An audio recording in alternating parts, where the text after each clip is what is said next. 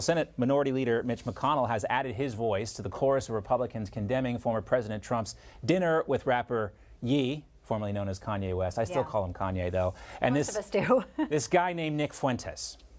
There's no room in the Republican Party for anti-Semitism or white supremacy.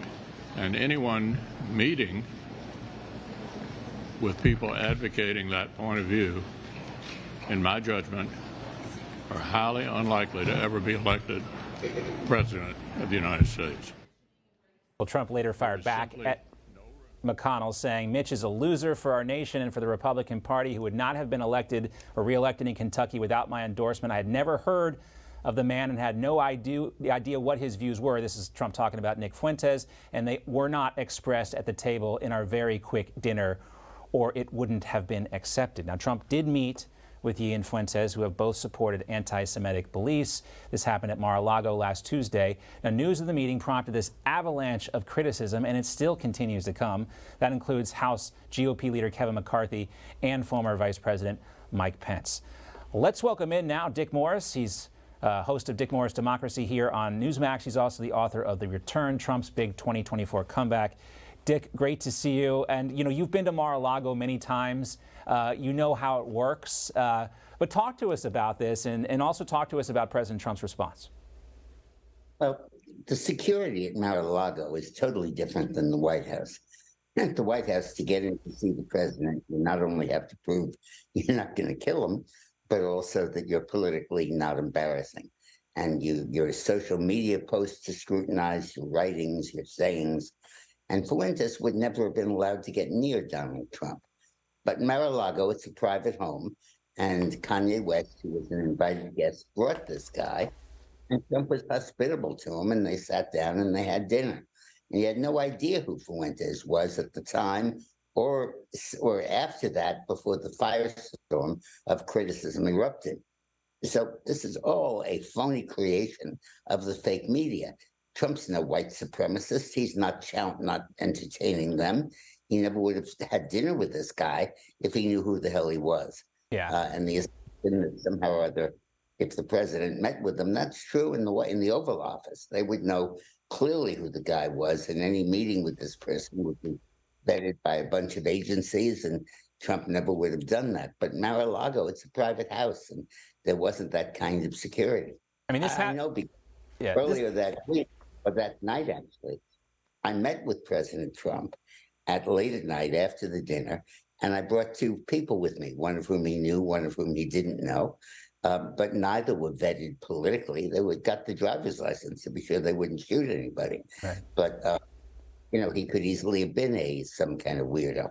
Yeah, well, you know, Mar-a-Lago, and I talked to some insiders there this week, and it's a situation where the Secret Service says we're here to protect the president and the first family. We're not here to be the doormen at Mar-a-Lago, and there are paid security guards that do that. And I imagine they will get this worked out. There'll be a little tighter security from here on out. But you also heard Mitch McConnell there. I mean, he seemed almost eager, like he was waiting for this opportunity to criticize Donald Trump for this. And it's just like, you know, again, we talked with Ted Cruz earlier today, Dick, about McConnell's support working with Democrats on this omnibus spending bill. I know this is something you're writing about as well, and how Democrats want to strip that power away from Republicans. The checkbook belongs to the House of Representatives, but somehow Mitch McConnell is working with Democrats to make sure they have a say in the 2023 budget. Tell us about it. Yeah, it's absolutely outrageous. The people of this country voted for the Republicans to run the House of Representatives, and McConnell and the House Democrats, who are from the grave, as lame ducks attempting to control the process, are doing the best they possibly can to strip the Republicans of the ability to pass a budget. The fiscal year, which is anachronistic, begins on October 1st, and the election is November, and the new members are sworn in January. And the Democrats are trying to use that last gasp of the 2 or 3 months where they still legally control the House, even though politically they've lost it, to pass a budget not only for then, but that reaches to the end of 2023, so that the Republican budget priorities would not take effect until September of the next year. And the Republicans are saying, hey, wait a minute, we won the election. Right. So- would that fund the 87,000 IRS agents, Dick? Yeah. Wow. It would. The Republicans could stop it if they were allowed to govern after they took power.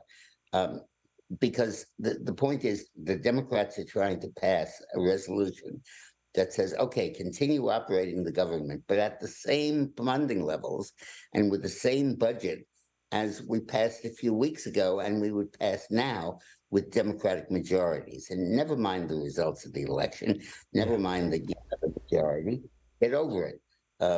Vote, let us control the budgeting for the next year.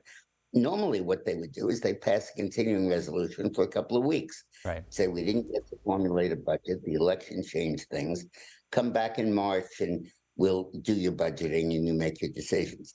Now they're saying you're disarmed and impotent for a year because we're going to attempt to impose our will on the people, reversing what the people voted for. It's outrageous. It is not the will of the American people. They just voted. It was just a few weeks ago. Dick Morris, great to see you. We'll see you this weekend as well on Dick Morris Democracy. Thanks so much.